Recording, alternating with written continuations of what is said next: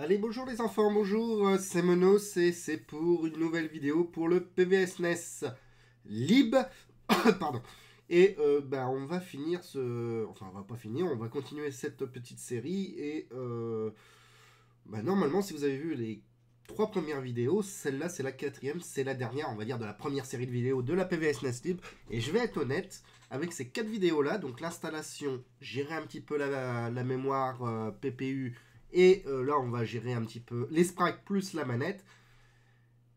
Vous avez la base pour gérer un peu cette Super Nintendo. Alors, j'ai dit la base, il y a beaucoup de choses à voir, mais une fois que vous aurez compris la gestion de la manette, vous avez la base.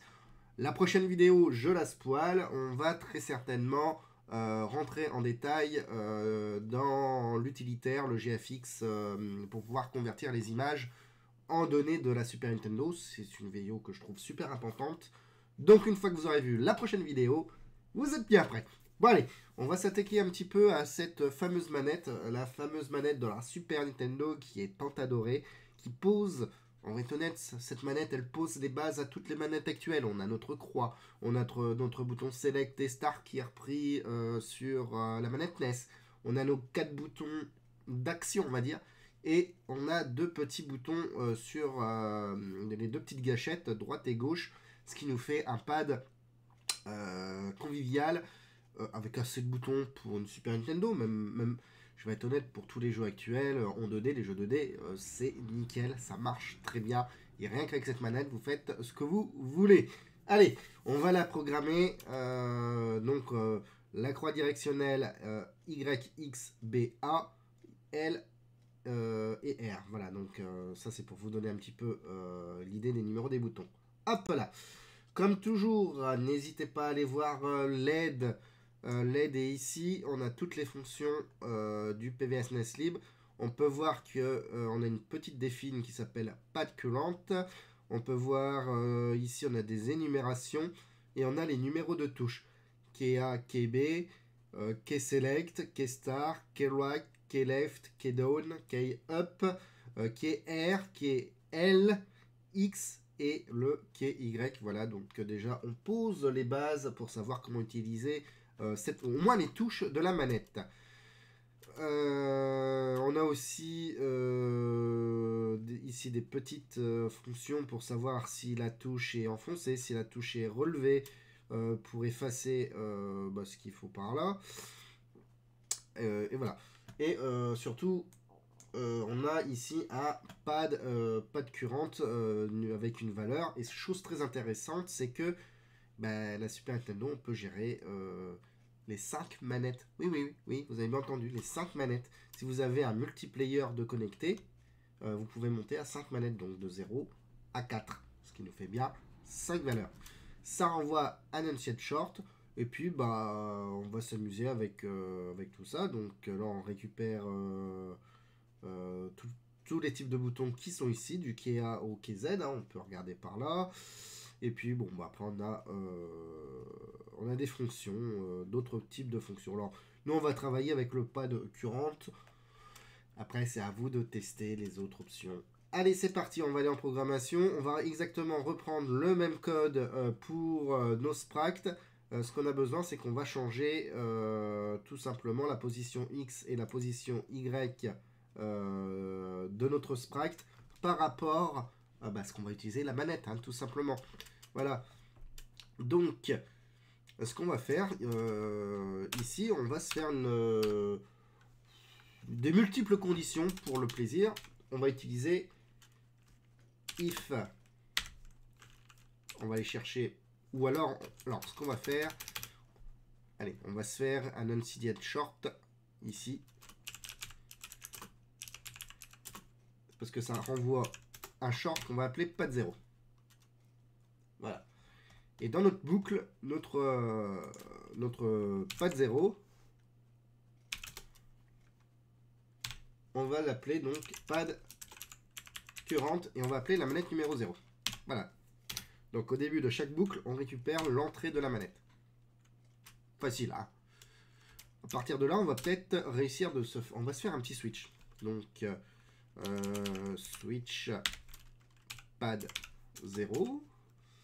Non, on va peut-être pas faire comme ça parce qu'il faut aller chercher. On va se faire if pas de 0 et qui est left. Donc si on se déplace à droite, à gauche, pardon, excusez-moi, bah, la position X, on va le décrémenter de 1. On va se faire un else if pas de 0 et qui est right.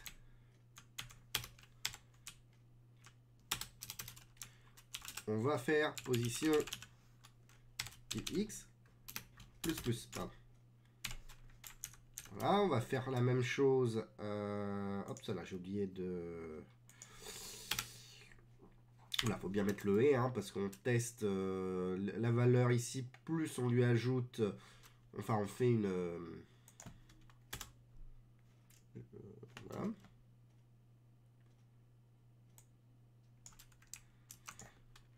Allez, on fait un up. Up, position Y. Moins. Et on va se faire un down.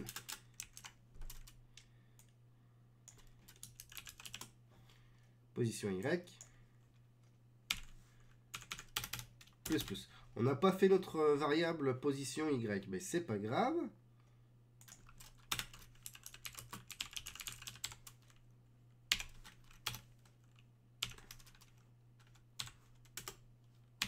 Voilà, notre position Y, elle est faite. Je crois qu'il y a une bêtise. Non, il n'y a pas de bêtise. Position Y moins, position Y plus.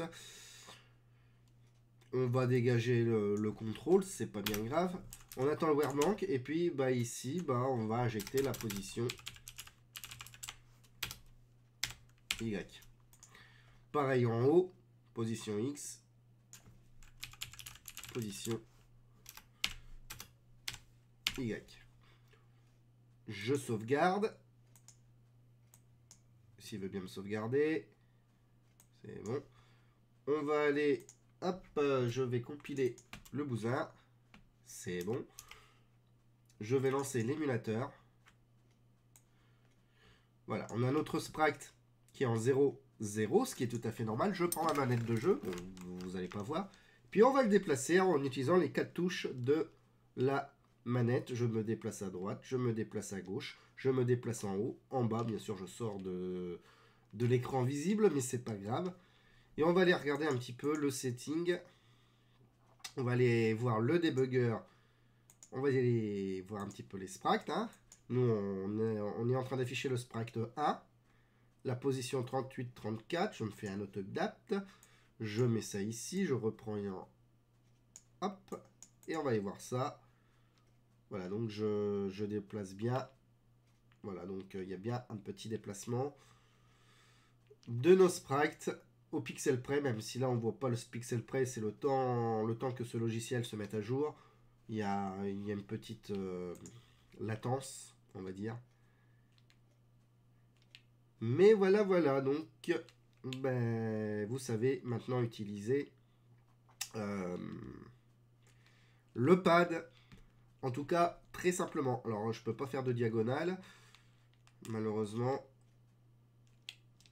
Dans ce format-là, je vous laisse chercher quand même un petit peu comment faire les diagonales.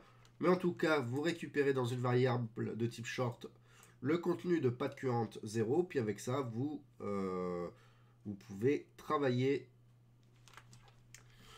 À mon avis, si pour faire une diagonale, on peut peut-être tester. On va essayer ça.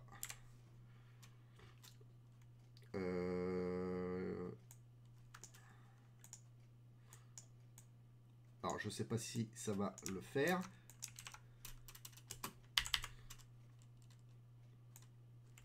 Alors, moi, je ne ferai pas comme ça. Alors, on va essayer. Moi, je pense pas parce que... attendez, on va faire un gauche, un droite, donc... Ouais, mais non, pour faire les diagonales, on n'a pas besoin de faire ça. On va pas faire des else if, on va juste faire... hop, ça on s'en fout. Voilà, on va juste faire des if. Et on va voir ce que ça va donner. Ah mince, je relance le jeu, faut peut-être que je compile. Est-ce que là, j'ai le droit à ma diagonale? Oui, j'ai le droit à ma diagonale, je suis... Voilà, tout simplement. Donc là, je peux gérer les diagonales de mon sprite, tout simplement. Il faut juste ne pas faire des else if. Donc on va à chaque fois... Voilà. Bon, bah c'est tout pour cette vidéo. Donc un petit pad 0 ou un pad ce que vous voulez comme variable. Pad current, 0 pour la manette 0, 1 pour la manette 1. Et si vous avez le multi-tap, enfin le multiplayer, bah vous pouvez monter jusqu'à 5 manettes de jeu. Puis vous testez tranquillement comme ça vos variables avec votre petite variable de départ, le petit et la touche que vous voulez tester. Et c'est bon. Voilà. C'était une courte vidéo, mais super, super important pour gérer la manette. Vous savez gérer la manette, vous savez mettre un sprite en jeu, vous savez trifouiller un petit peu le VDP, le PPU, pardon, excusez-moi. Ben, il nous reste plus qu'à savoir comment convertir véritablement une image. Et ça sera pour la prochaine vidéo. Bisous tout le monde. Bye bye.